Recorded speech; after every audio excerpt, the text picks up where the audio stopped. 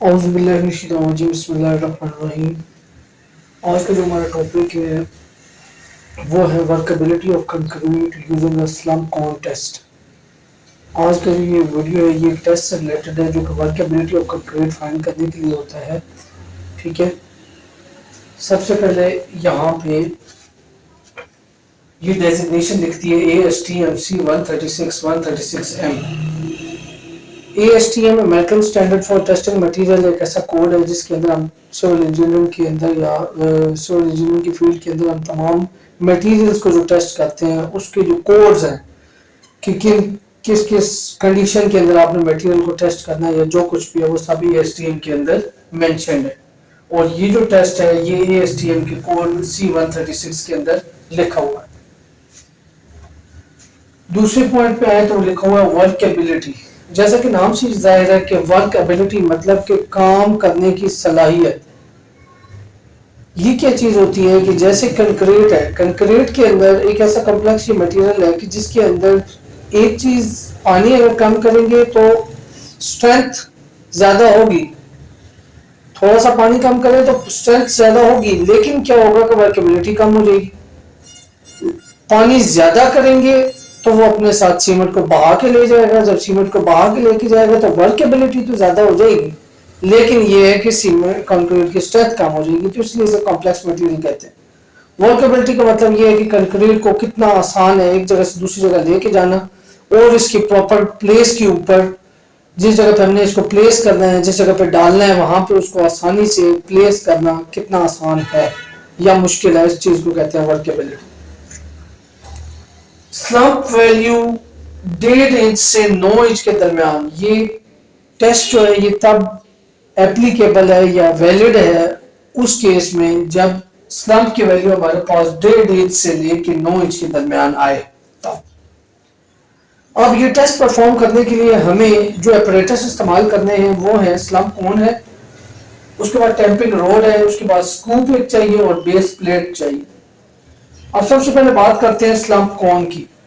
Slump कोन ये एक ऐसी कोन होती है जो एक तो ये कॉनिकल शेप में, इसका जो टॉप डाया है वो 4 इंचेस है और जो बॉटम डाया है वो 8 इंचेस है और इसकी टोटल हाइट जो है वो 12 inch is equal to 1 foot है।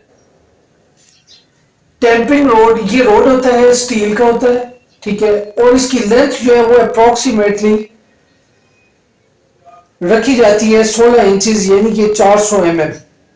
अब देखा जाए तो इसकी टोटल हाइट 12 इंच है, जबकि ये जो है ये 16 इंच रखने का मकसद ये हुआ कि ताकि जब ये इसकी बेस तक पूरा जब चला जाए रोड तो एटलीस्ट इसका कुछ हिस्सा बाहर हो ताकि हम इसको इजीली बाहर से ही निकाल सकें। ये ना हो कि हमें कंक्रीट या स्लम्प कोन के अंदर हाथ डाल के तो इसको बाहर निकालना पड़े, तो इसलिए इसकी 4 इंच जो है वो ज्यादा लेंथ रखी जाती है, but not more than 24 inch, यानी कि हर हाल में इसकी जो लेंथ है वो कम से कम 16 इंच होनी चाहिए और ज्यादा से ज्यादा 24 इंच होनी चाहिए, 24 इंच से ज्यादा नहीं होनी चाहिए। स्कूप क्या चीज है कि वो ऐसा इंस्ट्रूमेंट जिससे हमने जहां पे भी किसी जगह पे कंक्रीट बनाई है तो उस कंक्रीट को उधर से उठा के तो स्लम्प कोन के अंदर पोर करने के लिए जो इंस्ट्रूमेंट यूज होगा उसको हम स्कूप कहते हैं। बेस प्लेट एक ऐसी प्लेट होती है जो कि स्लम्प कोन के बेस के ऊपर रखी जाती है ताकि मटेरियल जो है वो जमीन के साथ ना चिपके, या इस वजह से सिर्फ वो स्टील की प्लेट होती है और उसकी अप्रोक्सीमेटली जो लेंथ और विड्थ होती है वो 12-12 इंच यानी तकरीबन 1-1 फुट का एक स्क्वायर प्लेट होती है स्टील की जो कि स्लम्प कोन के नीचे रखी जाती है। ये आपके सामने मैंने प्लान व्यू बना दिया कि नीचे किस तरह से बेस प्लेट पर ही होगी और उस बेस प्लेट के ऊपर किस तरह से स्लम्प कोन रखा हुआ है, ठीक है। अब आ जाएंगे इसका प्रोसीजर। इस चीज को ये टेस्ट परफॉर्म करने के लिए सबसे पहले जरूरी है कि आप स्लम्प कोन को अच्छी तरीके से साफ कर लें, बेस प्लेट को अच्छी तरीके से साफ कर लें, जो टैंपिंग रोड है उसको भी अच्छे तरीके से साफ कर लें। दूसरा लिखा हुआ है ऑयलिंग। ऑयलिंग का मतलब ये है कि स्लम्प कोन को इंटरनल सरफेस जो उसकी अंदरली सरफेस है उसके अंदर हमने ऑयल लगाना है, मोबिल ऑयल लगा लें या कोई भी ऑयल इस तरह लगा लें ताकि जब आप मटेरियल स्लम्प कोन के अंदर डालें और फिर जब आप स्लम्प कोन को उठाएं तो मटेरियल उस स्लम्प कोन के साथ स्टिक ना हो, अगर वो स्टिक होगा तो आपका जो स्लम्प है उसका कुछ मटेरियल स्लम्प कोन के साथ ही रह जाएगा और कुछ नीचे चला जाएगा, तो आपका स्लम्प वैसे ही सही पे आना होगा तो खराब हो जाएगा। दूसरी बात ये कि place on a smooth surface. Smooth surface का मतलब ये है कि जो बेस प्लेट है वो अपने ऐसी जगह पर रखनी है कि जो प्लेन हो, ये ना हो कि वो पथरीली जगह हो जहां पे आपका स्लम्प जो है वो टेढ़ा हो जाए। दूसरी बात है, अब तीसरे पे आए तो फिल मोड्स इन अ 3 लेयर। इट मींस कि अगर इसकी टोटल हाइट है 12 इंच तो आप इस 12 इंच को कन्वर्ट कर लेंगे 4 हिस्सों में, 4 इंच 4 इंच 4 इंच। अब ये 3 हिस्सों में तकसीम करने का मकसद ये है कि ताकि पूरा स्लम्प कोन जो है वो अच्छे तरीके से इसके अंदर मटेरियल कॉम्पैक्ट हो सके। अगर आप इकट्ठे इसे 12 इंच तक बांध देंगे तो क्या होगा कि आपसे ये सही कॉम्पैक्ट नहीं होगा, ठीक है। इसलिए इसको ये 3 हिस्सों में तकसीम किया गया, 4 इंच 4 इंच 4 इंच। अब क्या है, सबसे पहले आपने इसको 4 इंच भरा। 4 इंच भरने के बाद आपने क्या करना है, टेम्पिंग रोड से इसके ऊपर 25 स्ट्रोक लगाना है। 25 स्ट्रोक किस तरह लगाने हैं कि फ्री फॉल लगाने, ये नहीं कि हाथ से पकड़ा और हाथ एक साथ नीचे ले गए, नो, हाथ ऊपर लेके जाए और हाथ को छोड़ दें ताकि फ्री फॉल वो नीचे कंक्रीट के ऊपर स्ट्राइक करे। तो ये 25 स्ट्रोक आपने लगाने हैं एक लेयर पे, फिर दूसरी लेयर पे 25 लगाने हैं, फिर तीसरी लेयर पे 25 लगाने हैं, यानी कि टोटल मिला के स्ट्रोक्स जो हैं वो 75 स्ट्रोक्स इस पूरी स्लम्प कोन के अंदर लगेंगे, ठीक है। जब आपने ये सारी स्लम्प कोन भर ली, अब टॉप सरफेस जो है उसको आपने लेवल कर देना, ठीक है। लेवल मतलब ये कि उसको आप फिनिशिंग कर दें, ऊपर से सही बिल्कुल प्लेन कर दें, इसके टॉप डाया के बराबर बिल्कुल कर दें। उसके बाद आपने क्या करना है कि ये जो आपकी बेस प्लेट है, इस बेस प्लेट के राइट साइड पे एक पाँव रखिए, एक पाँव रखिए लेफ्ट साइड पे। रखने के बाद जो स्लम्प कोन के दोनों हैंडल्स हैं उनको अच्छे तरीके से पकड़ लें। पकड़ने के बाद अब आपने क्या करना है कि कम से कम 5 से 7 सेकंड के दौरान आपने पूरी की पूरी स्लम्प कोन वर्टिकली ऊपर उठानी है।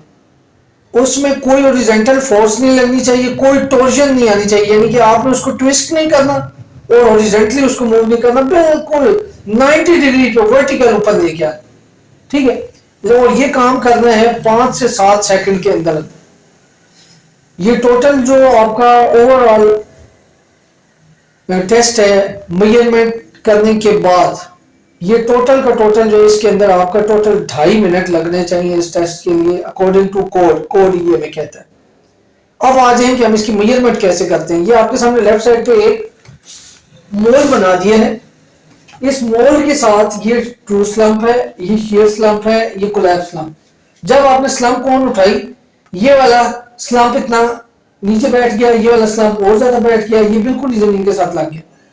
अब आपने क्या करना है कि स्लम्प कोन को इस स्लम्प के साथ रखें और इसके ऊपर इसका टेम्पिंग रॉड रखते हैं। टेम्पिंग रॉड जब आप ऊपर रखेंगे तो यहां से यहां तक का नीचे का डिस्टेंस आप मालूम करना, आपको स्लम्प की वैल्यू मिलीमीटर में आ जाएगी। इसी तरह शेयर स्लम्प के लिए भी किया गया और कोलैप्स स्लम्प के लिए भी किया गया। ये तरीके का था स्लम्प की वैल्यू मालूम करने के लिए। अब बात करते हैं कोलैप्स स्लम्प और ट्रू स्लम्प की।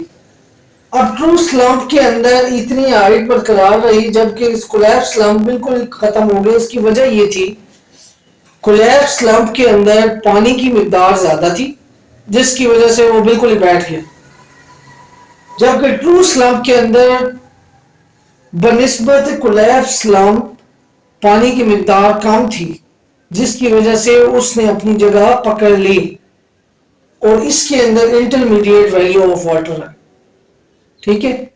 इसके अंदर पानी बहुत ज्यादा था, इसके अंदर पानी बहुत कम था, ठीक हो गया। तो ये सारी चीजें हैं जी स्लम्प टेस्ट के लिए। स्लम्प टेस्ट हम किस तरह परफॉर्म करते हैं, क्यों करते हैं, मेन पर्पज वर्केबिलिटी होता है। साइट के ऊपर जब भी कंक्रीटिंग का काम होता है तो उस वक्त सबसे पहले जो टेस्ट किया जाता है वो स्लम्प टेस्ट साइट के ऊपर किया जाता है। ये बहुत ही बेसिक और बहुत इंपॉर्टेंट टेस्ट है। तो अगर इसके बारे में आपको कुछ सवाल हो तो आप मुझसे पूछ सकते हैं। जज़ाकल्लाह, बहुत शुक्रिया।